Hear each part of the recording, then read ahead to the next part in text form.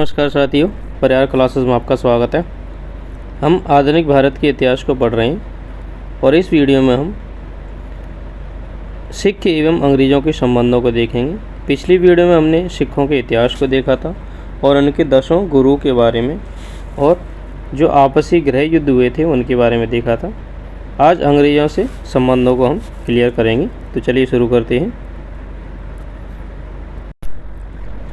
सबसे इम्पोर्टेंट है, सबसे पहले एक संधि होती है, अमृतसर की संधि। अंग्रेज़ एवं जो सिख राजा थे रणजीत सिंह लास्ट में, उनके साथ 1809 में होती है। इस संधि पर हस्ताक्षर मेटकॉफ के द्वारा भेजी गई संधि में रणजीत सिंह और मेटकॉफ के बीच में ये संधि होती है। इसकी प्रमुख 3 बातें थीं। पहला तो ये कि सतलज नदी दोनों राज्यों की सीमा मान ली गई, यानी कि सतलज के एक तरफ होंगे सिख और दूसरी तरफ होंगे अंग्रेज। सतलज को पार करके इसके पूर्वी क्षेत्रों पर अब सिख आक्रमण नहीं करेंगे, यानी कि ईस्टर्न एरिया में अब सिख नहीं जाएंगे। लुधियाना में एक अंग्रेज सेना रख दी गई, जिससे भारत जो रणजीत सिंह था अब सतलज के पूर्व की ओर आक्रमण न कर सके। यानी कि जो रणजीत सिंह था इसके एरिया में अंग्रेजी सेना को स्थापित कर दिया गया। क्यों कर दिया गया? ताकि वे ध्यान रख सकें कि वे पूर्व पर आक्रमण न करें।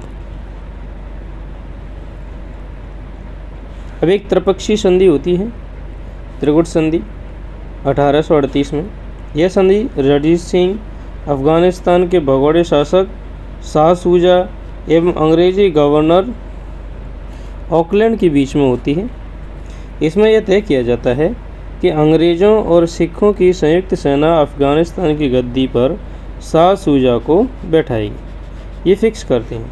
परंतु इसी संधि के बीच क्या होता है, 1839 में रणजीत सिंह की मृत्यु हो जाती है, इसलिए यह संधि भी खत्म हो जाती है। अब रणजीत सिंह के कुछ प्रशासन को देखते हैं हम, किस प्रकार का प्रशासन था उसका। रणजीत सिंह की सरकार को खालसा सरकार कहा गया। इन्होंने डोगरा सरदारों और मुसलमानों को उच्च पदों पर बिठाया। इनकी सरकार में प्रमुख पद निम्नलिखित थे। एक तो थे मुख्यमंत्री, यह पद सर्वाधिक इम्पोर्टेंट होता था। इस पद पर ध्यान सिंह की नियुक्ति की गई थी। फिर था विदेश मंत्री, इस पर फ़कीर अजीज़ुद्दीन को नियुक्त किया गया था। एक था रक्षा मंत्री, इसमें कई लोगों को कार्यभार संभाला गया था, जिसमें थे मोहकम चंद्र, दीवान चंद्र मिश्र, हरी सिंह नलवा। ये 3 प्रमुख थे इनकी रक्षा मंत्री में। और अर्थ मंत्री जो थे भगवान दास। अब प्रांतीय प्रशासन कैसा था इसके साम्राज्य में? सिख राज प्रांतों में बटा हुआ था, जिसे सूबा कहा जाता था। सूबे के प्रमुख को नाजिम कहते थे। कुल 4 सूबे थे, एक तो लाहौर, मुल्तान, कश्मीर और पेशावर। तो सूबे कुल कितने थे? 4। सूबे परगने में बटे हुए थे और यहाँ के जो परगने का मुखिया होता था उसको कारदार कहा जाता था। तो ये आपको फैक्ट याद करने हैं कि किसको क्या कहा जाता था। जो सूबे का प्रमुख होगा उसको नाजिम कहेंगे और परगने का मुखिया होगा उसको कारदार कहेंगे। भू राजस्व व्यवस्था कैसी थी? राज्य की आय का प्रमुख स्रोत भू राजस्व ही था, यानी कि ज़मीन पर जो टैक्स लिया जाता था वही था। इससे प्राप्त आय 2 करोड़ रुपए थी, यानी कि साल में लगभग 2 करोड़ रुपए प्राप्त होते थे, जबकि राज्य की पूरी आय 3 करोड़ रुपए थी।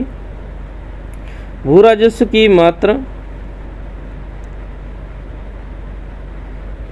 33 से 40, यानी कि अनुपात है 33:40 का इनके बीच में रहती थी।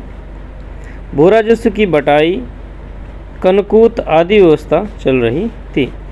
तो काफ़ी अच्छी व्यवस्था थी, उनको पैसा काफ़ी अच्छा मिलता था।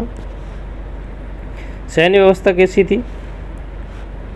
रणजीत सिंह की सेना सबसे प्रमुख विशेषता यह थी कि यह पश्चिमी तर्ज पर यानी कि वेस्टर्न तरीके से इसे ट्रेंड किया गया था। इसमें फ्रांसीसियों की महत्वपूर्ण भूमिका थी। इनकी सेना को दो भागों में बांटा गया था, फौज ए खास, फौज ए बेकवायद। फौज ए खास जो कि नियमित सेना होती थी, यह सेना घुड़सवार, पैदल एवं तोपखाने में विभक्त की गई थी। घुड़सवारों को यूरोपीय पद्धति पर प्रशिक्षण किया गया था। इसके लिए एक फ्रांसीसी सेनापति एलाई की नियुक्ति की गई थी, लेकिन घुड़सवार परेड को घृणा की दृष्टि से देखते थे। उसे रक्स से ललुआ यानी कि नर्तकी की चाल के नाम से वे कहते थे। तत्कालीन गवर्नर जनरल लॉर्ड ऑकलैंड ने कहा था कि यह संसार की सबसे सुंदर फौज है। तो संसार की सबसे सुंदर फौज किसकी फौज को कहा गया? रणजीत सिंह की फौज को कहा गया। पैदल सेना कैसी थी? इसके प्रशिक्षण के लिए इटालियन सेनापति इटली का था बंटूरा को नियुक्त किया गया था। इसने फ्रांसीसी तर्ज पर इनका प्रशिक्षण किया। तोपखाना कैसा था? इसके विकास के लिए दरोगाए तोपखाना की नियुक्ति की गई थी। तोपखाने को प्रारंभ में फ्रांसीसी जनरल कोर्ट और बाद में गार्डनर ने संगठित किया था। लेहन सिंह ने इस कार्य को और भी आगे बढ़ाया। अब ये तो थी फिक्स फौज। अब दूसरी फौज थी फौज ए बेकवायद। यह अनियमित सेना थी। इसमें घुड़चढ़ा खास को अपने घोड़े तथा अस्त्र लाने पड़ते थे। अब इम्पोर्टेंट एक नोट दिया हुआ है यहाँ पे, से भी देख लेते हैं। एक फ्रांसीसी पर्यटक विक्टर जाकमा ने रणजीत सिंह की तुलना नेपोलियन बोनापार्ट से की थी। रणजीत सिंह के बाद पंजाब की स्थिति कैसी रही वो देखते हैं। रणजीत सिंह की जब मृत्यु हो जाती है तो उसका पुत्र खड़ग सिंह गद्दी पर बैठता है, परंतु उसके प्रशासन पर उसके वजीर ध्यान नहीं देते थे। खड़ग सिंह की मृत्यु के बाद उनका पुत्र नैनीहाल आते हैं और उनके पुत्रों में यह सबसे योग्य था। नैनीहाल सिंह के बाद शेर सिंह शासक हुआ और शेर सिंह के बाद 1843 में दिलीप सिंह राजा बनते हैं। इस समय तक खालसा सेना काफ़ी उद्दंड हो चुकी थी, अतः सेना को नियंत्रित करने के लिए महारानी जिंदल ने उन्हें अंग्रेज़ों के विरुद्ध युद्ध में धकेल दिया। यानी कि जो महारानी जिंदल होंगी वो क्या करेंगी, उन्हें सुधारना चाहती थी, सेना को सबक सिखाना चाहती थी, तो वे अंग्रेज़ों से सेना लड़ाई करने के लिए भेज देते हैं। तो अब पहला होगा प्रथम आंग्ल सिख युद्ध। ये होगा 1845 से 46 के मध्य।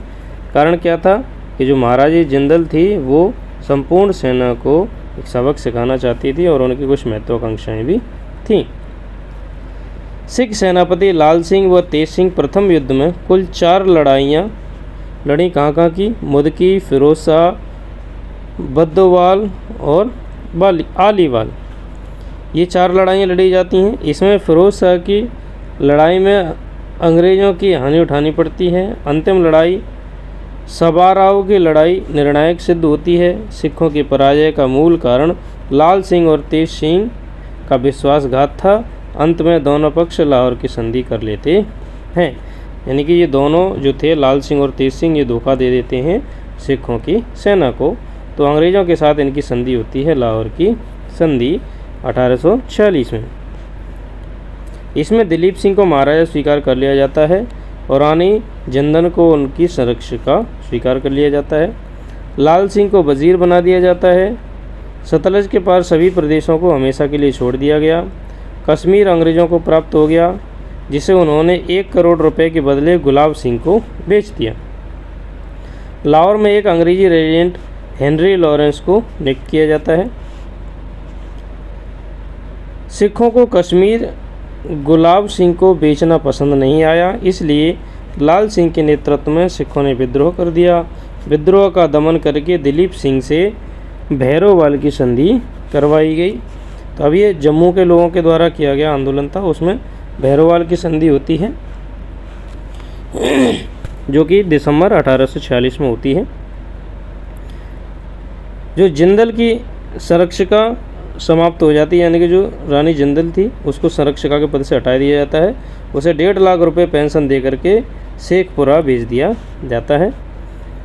8 सिख सरदारों की एक परिषद अंग्रेजी रेजिडेंट लॉरेंस की अध्यक्षता में शासन करने के लिए बनाई जाती है।